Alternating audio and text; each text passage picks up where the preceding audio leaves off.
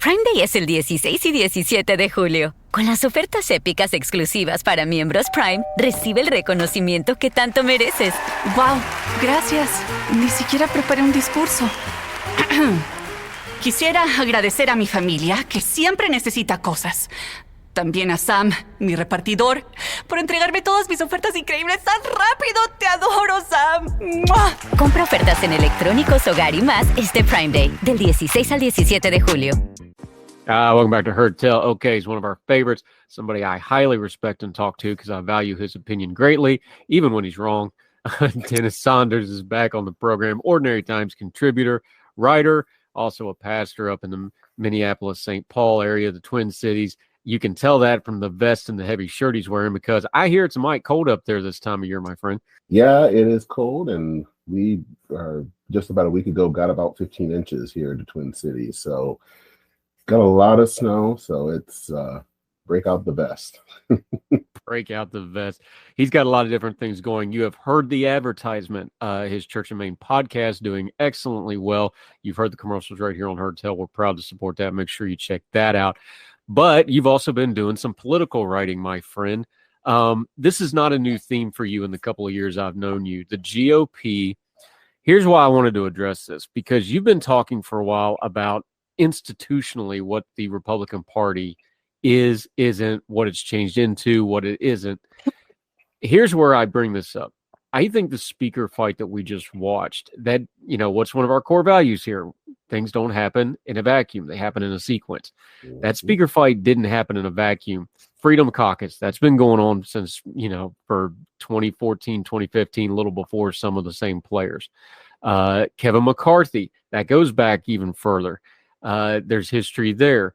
This is a lot of the caucus that he already led. This is all, of course, in post-Trump GOP where everybody's trying to figure out what role he has. This is a party, when you talk about, and I'm going to link to some of your writing both in Medium and other places about this, when you're talking about institutionally what the Republican Party is, do we know? Well, I think what it is that it's not an institution, or at least it's not anymore. And I would argue it probably hasn't been for about a decade or so.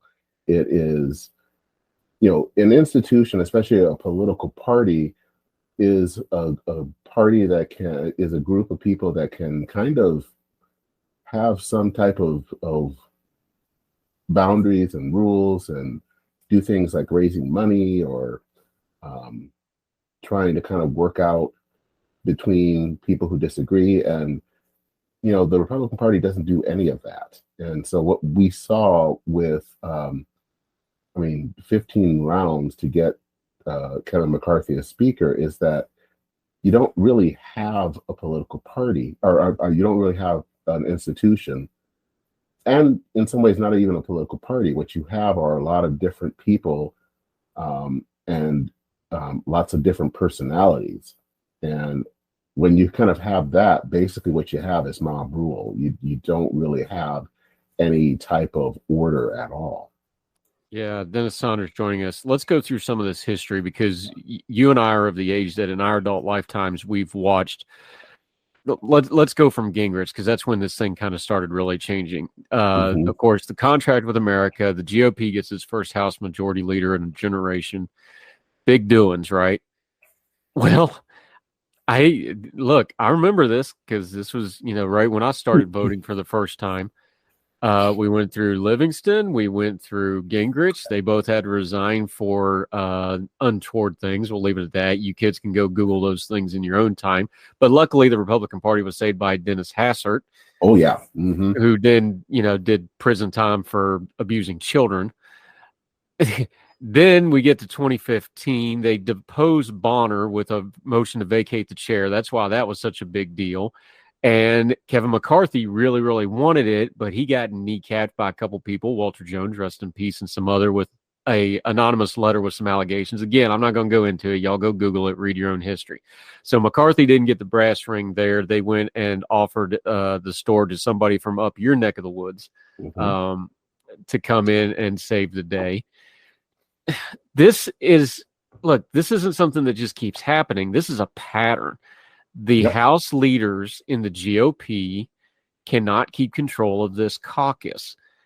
that's more than one factor. It's not just the Freedom Caucus. It's not just Trump. This has been going on for, years now. Why? Yes. I think because little by little, both parties, little by little, have put more and more power in things like primaries that basically get the most kind of reactionary or radical people to vote. And of course, they're going to vote in the most reactionary or radical people. But it's happening asymmetrically because I think the Democrats at least have some sense of control over their people. A lot has been said about the squad, and being from the Twin Cities, I am represented by one of the squad. And they have caused a lot of headache. But I think especially Pelosi was able to put some constraints on them, and they weren't able to wreak as much havoc as could have been expected. But I think there has been a lot more institutional rot in the GOP, less of a there has been basically no controls anymore. So when you have someone like Kevin McCarthy, he basically ends up powerless. He has to give as many concessions as possible in order to get people to vote for him, or even just to vote present. And so in the end, he does not have any sense of power. But that has been something that has been going on for years because the institution in many ways has been just whittled away. There isn't anything anymore that keeps people in line. Now, in the Senate, there is still some of that. Mitch McConnell still has some control over his people. And you can see that things get done in the Senate among his caucus that I'm pretty sure is not going to happen with McCarthy. And, we can't even really say how long McCarthy is going to remain in power because he could easily be deposed a month from now or even a week from now.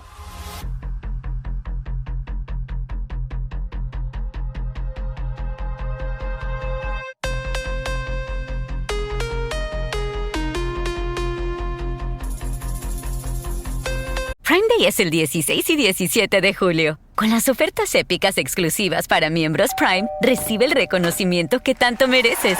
¡Wow! Gracias. Ni siquiera preparé un discurso. Quisiera agradecer a mi familia, que siempre necesita cosas. También a Sam, mi repartidor, por entregarme todas mis ofertas increíbles tan rápido. ¡Te adoro, Sam! ¡Mua! Compra ofertas en electrónicos, hogar y más este Prime Day, del 16 al 17 de julio.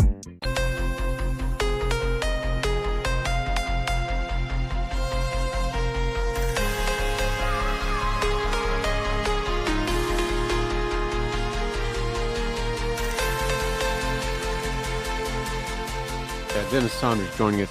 This is part of institutional political party too, though. Mm-hmm. The rules package. I know people don't want to talk about it. The motion to vacate the chair has been something that's been talked to. We just talked about it.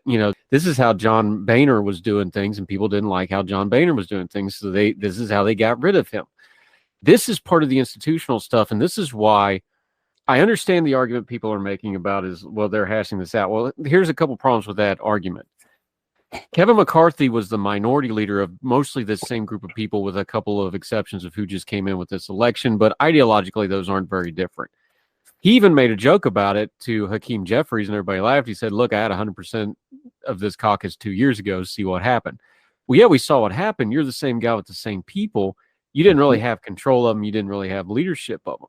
Forget the politics. I'm just talking basic leadership. This is the same group of people. It wasn't just that. He's had years to work on this. He's been working on this for years, and he couldn't get it done with this group of people.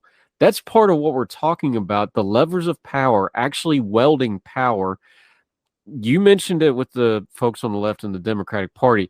The conservative and right-leaning folks will all go, well, of course, they're more ideologically aligned. I'm not sure that's really true. I think they No, just that's have a not better true. handle on things. And yes, there's some more ideological alignment, but part of that's because y'all haven't kept your folks in line and you don't have the leadership to keep them in line. Is that a fair way to put it? Yeah, I would actually go and say there probably are people that want to keep people in line, but I don't think that they have necessarily the power or the structure to do so anymore.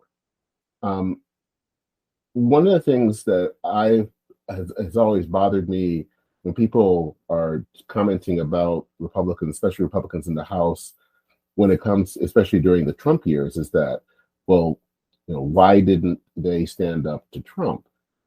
Well, the fact is, there were a lot of representatives that did stand up to Trump. Mark Sanford did.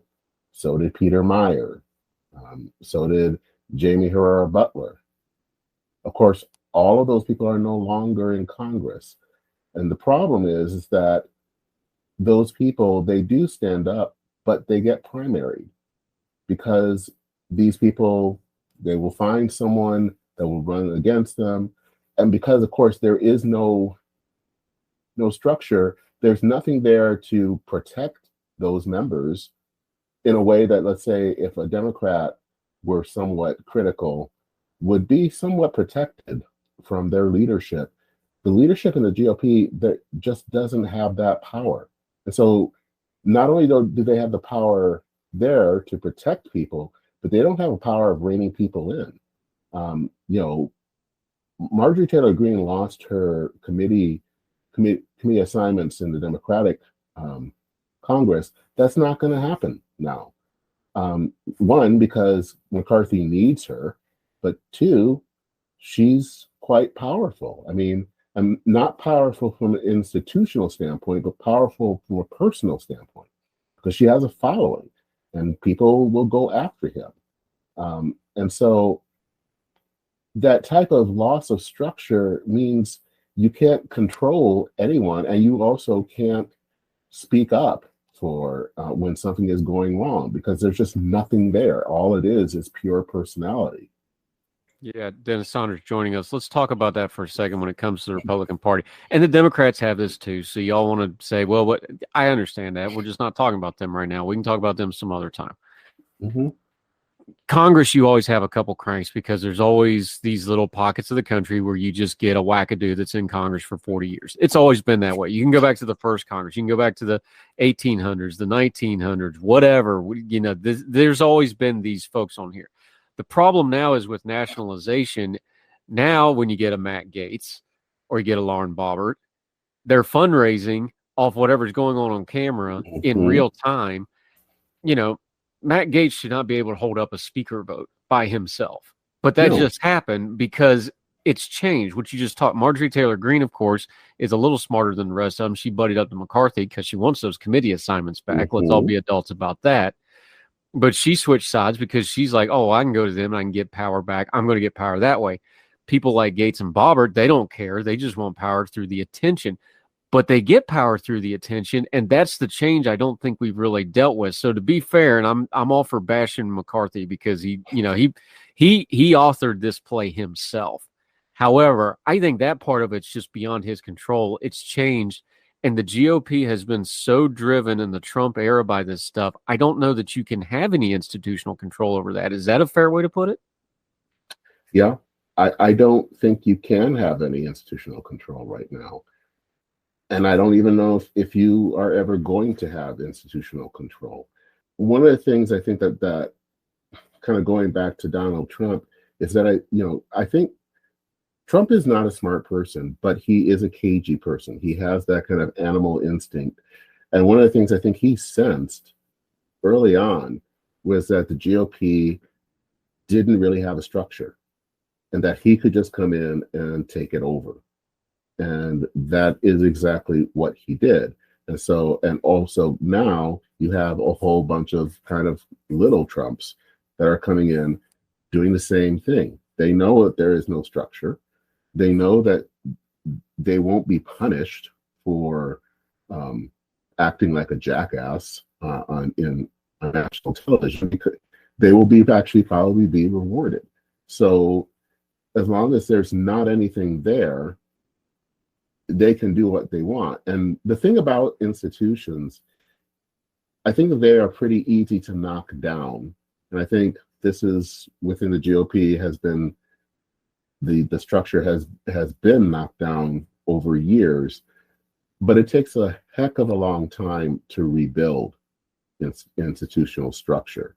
And so I don't see us rebuilding a structure within the GOP within the next 5 years or so. I mean, you can start, but it's going to take a long time. And in the meantime, you're going to have people like Lauren Boebert and Matt Gaetz just kind of taking a wrecking ball to the American political system.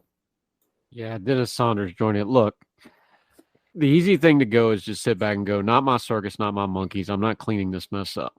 Look, you can chisel unaffiliated voter on my voter card. It's not changing anytime soon. It's been that way for a while. Mm-hmm. So it would be easy for me to just say that. However, it is unhealthy for the country for the GOP to be in this state, regardless of what your political persuasion is. I don't think they have a bit of appetite for any kind of institutional control. To be fair, I don't think they could do it if they wanted to with the current leadership, even if they had an appetite to do it. It's going to take some outside leader, not outside as in not Republican, but outside of not this current group, to come in, take control of the whole thing, and redo it. This is always going to be personality based from now on, or at least in the near future. So if you got a strong leader, you'll have a strong party. When you don't have a strong leader, you won't have a strong party. That looks like a cycle that's going to continue for a while. Yes. Yeah. I mean, I think it's going to take at least 10 or 15 years to get in a new crop of people that are going to be able to build something. Again, because it just takes a long time to rebuild all of these things. You have to, one, I don't know if we even have the institutional memory. And then two, you have to kind of grow new leaders that can actually kind of come up with different ways, and also have something that can kind of depose the current system, if you can call it a system. But yeah, I think we're just going to have to kind of deal with the political system as it is right now, which is a mess, and it's going to be a mess. Again, because in some ways, I think the GOP hasn't spent the time trying to preserve parts of the system. With very few examples, the only example of someone that I think is trying to preserve some sort of a sense of order in the system, again, is Mitch McConnell. But other than that, there is nothing left, and you're just going to have to rebuild. And rebuilding anything takes time. And in the meantime, it's just going to be sheer hell.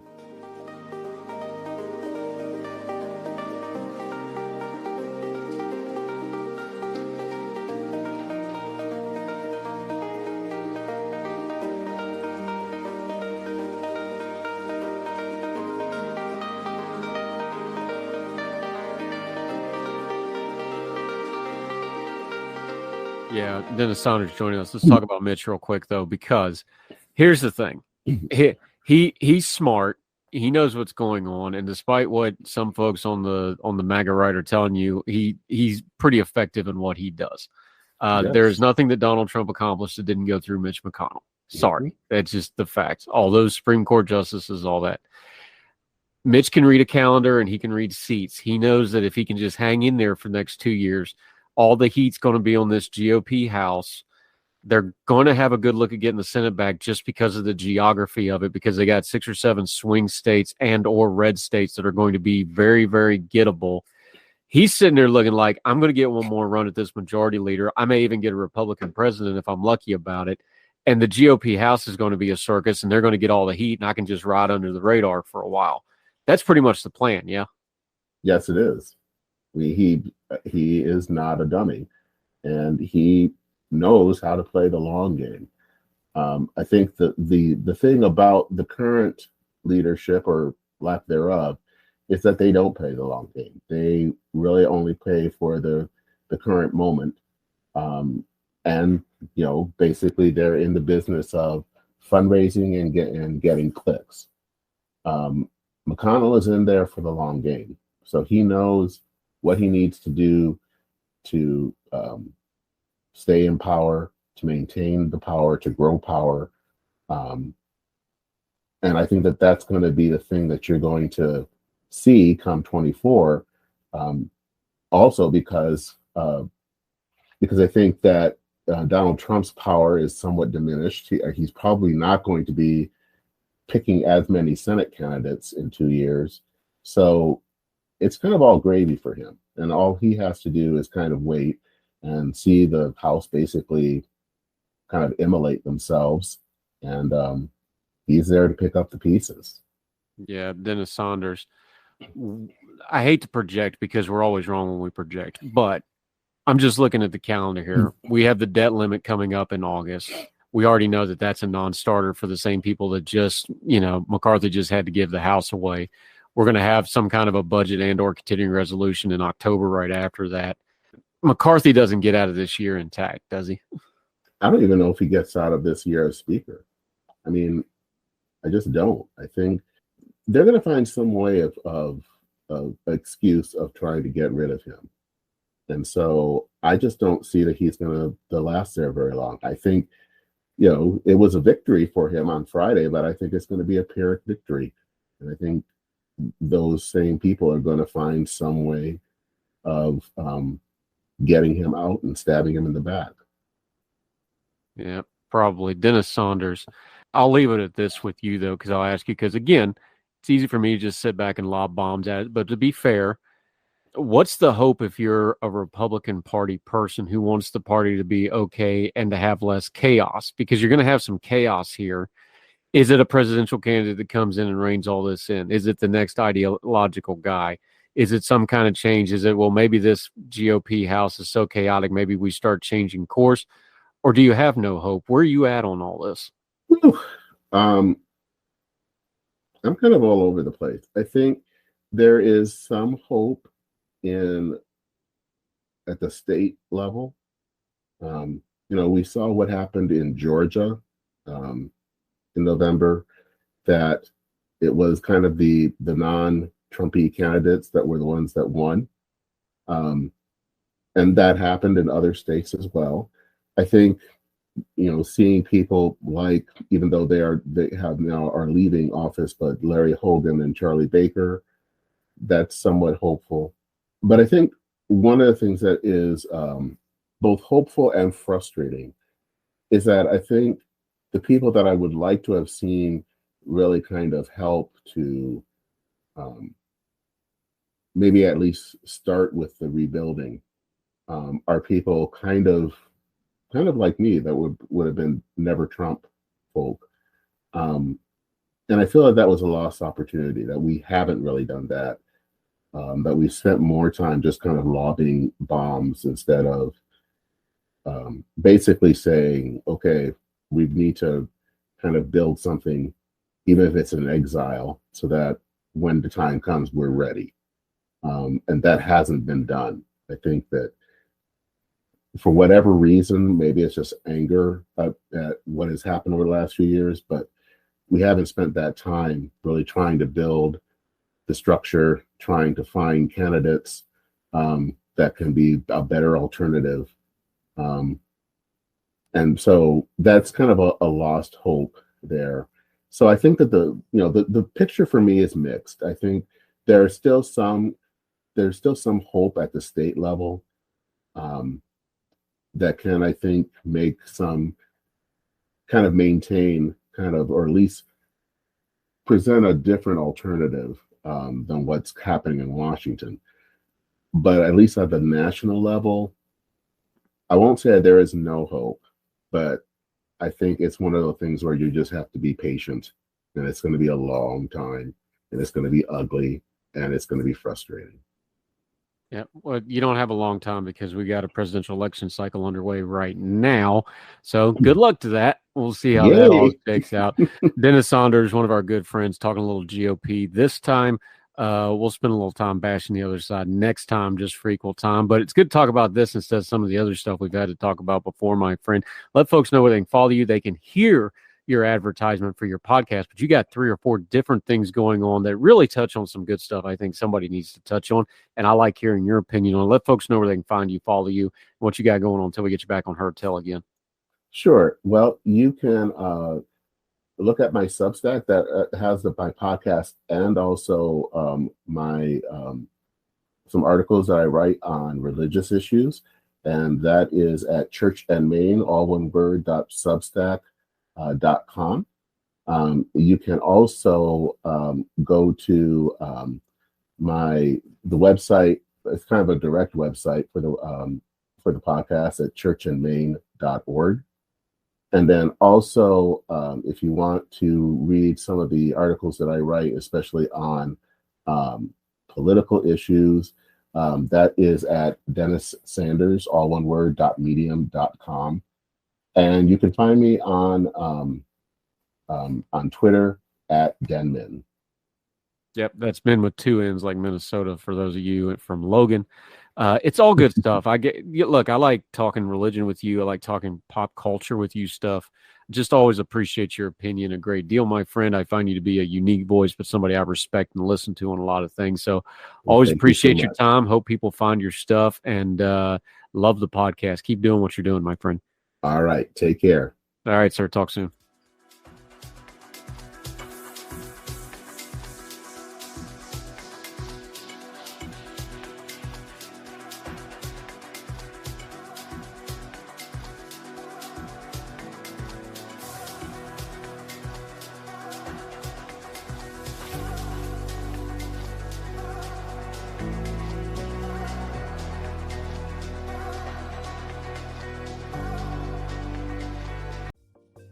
Folks, if you've listened to the Heard Tell program, you've heard our friend Gabriella Hoffman, but you need to make sure you're checking out her podcast, District of Conservation. It's a podcast exploring the nuances of true conservation efforts from DC and beyond. From topic discussions to exclusive interviews with conservation and energy newsmakers, Gabriella keeps listeners appraised of the latest news stories while elevating important voices. Listen to District of Conservation on Apple Podcasts or wherever podcasts are played. Religion is at the intersection of our 21st century life, even if we don't express a faith. At a time when it seems that religion isn't as prevalent as it once was, it still leaves its mark everywhere. As a pastor, I know that religion isn't something I just do on a Sunday, but it's found in every nook and cranny of my life. Sexuality, politics, social media, the economy, war, nationalism, all have some kind of religious angle to them. And as a communicator, I want to find the stories that can help people understand this part of our society that is so important to so many. Hi, I'm Dennis Sanders, and I'm the host of Church and Main. Church and Main is a podcast about the journey of faith and where it intersects with modern life. I look at faith with a journalist's eye, asking the who, where, what, why, and how religion affects some of the major issues of the day. Join me as we journey together. You can listen to Church and Main podcast at the website churchandmain.org or on your favorite podcast app. I look forward to seeing you. Prime Day es el 16 y 17 de julio. Con las ofertas épicas exclusivas para miembros Prime, recibe el reconocimiento que tanto mereces. ¡Wow! Gracias. Ni siquiera preparé un discurso. Quisiera agradecer a mi familia, que siempre necesita cosas. También a Sam, mi repartidor, por entregarme todas mis ofertas increíbles tan rápido. ¡Te adoro, Sam! ¡Mua! Compra ofertas en electrónicos, hogar y más este Prime Day, del 16 al 17 de julio.